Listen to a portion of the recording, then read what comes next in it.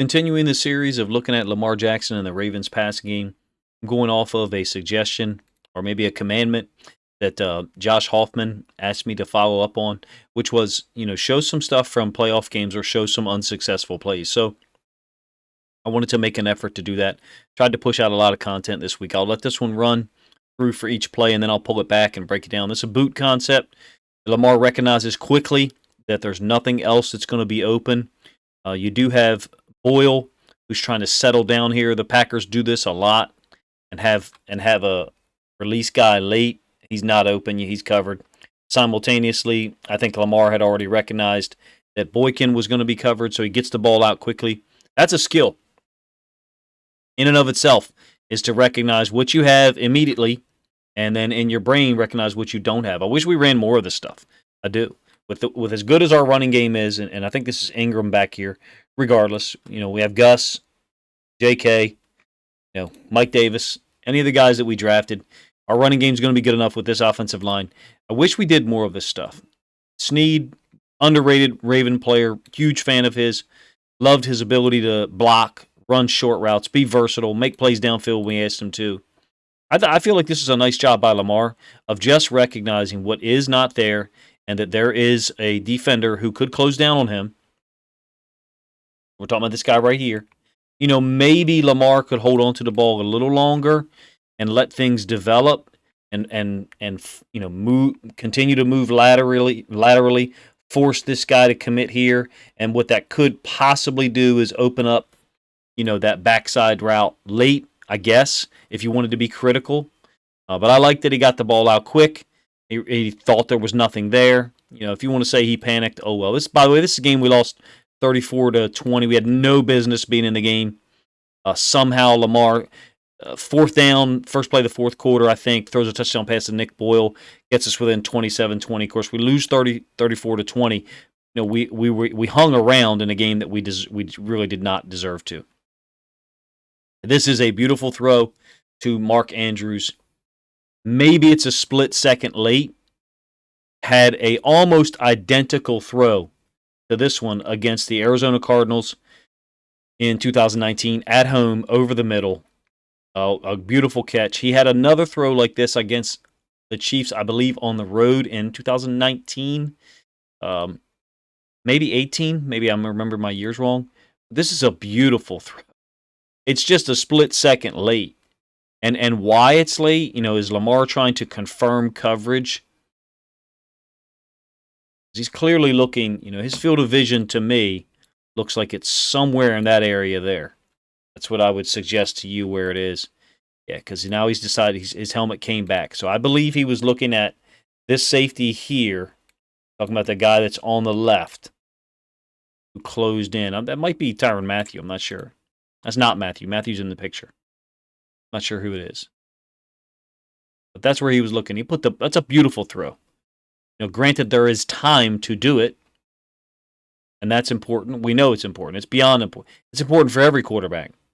It'll be especially quarterback important for Lamar coming off of last year where there was pressure almost all the time. I don't know what the stats say. I don't give a shit. I watched it. I know he couldn't go through his progressions all the time because there was too much pressure.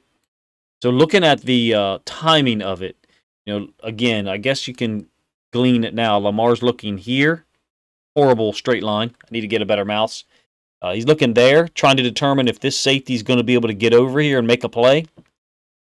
Just waited a split second too long, if you ask me, to make this throw. He gets rid of it, 0.2 of a second quicker. And I think it's completed now, maybe a little split second before that. And we're in business. Great throw. Just shows you what the margin for error is in the NFL. Again, this is 3 throws. This is going to be a 3 and out, by the way.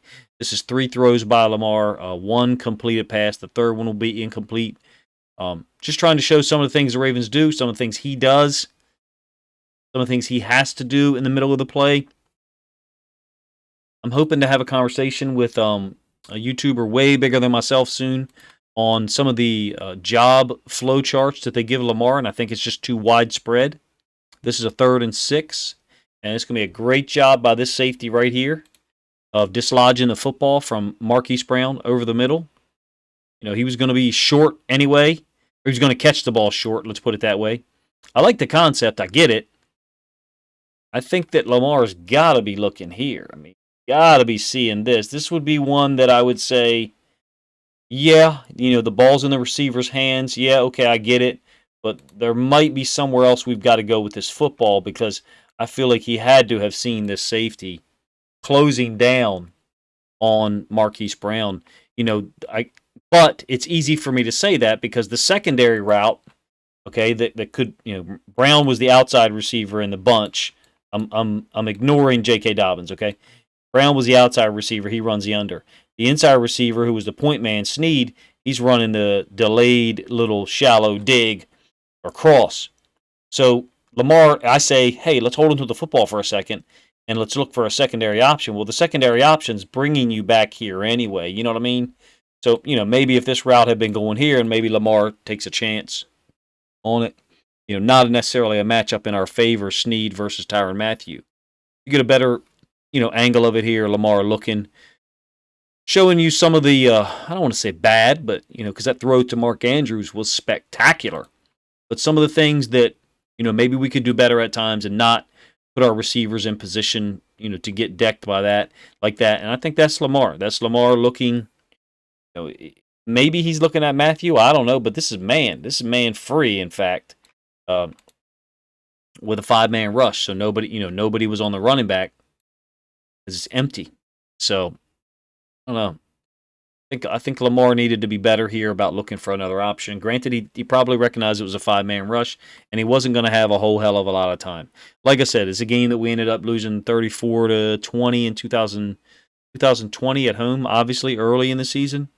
And I thought that Lamar had, one good throw, the first one to Snead, one spectacular throw that was just a split second too late to Mark Andrews, which was incomplete, and then this third one where I would have liked to have seen him try to move to someone else in the progression if he thought he had time to do so. And who knows what his clock looked like when he recognized that it was a 5-man rush, because certainly, you don't have an unlimited amount of time back there to go through the progressions. We as fans do. We get to second guess all we want.